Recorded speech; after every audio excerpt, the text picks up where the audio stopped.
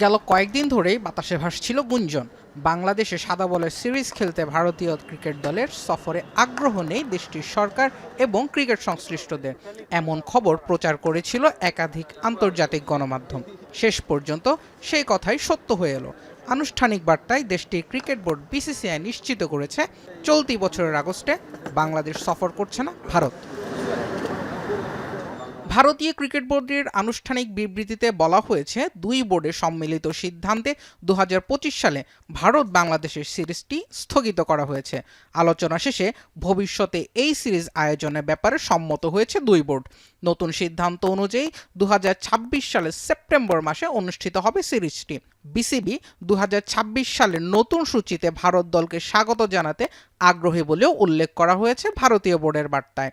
সংশোধিত সিরিজের চূড়ান্ত তারিখ এবং সূচি পরবর্তীতে ঘোষণা করা হবে।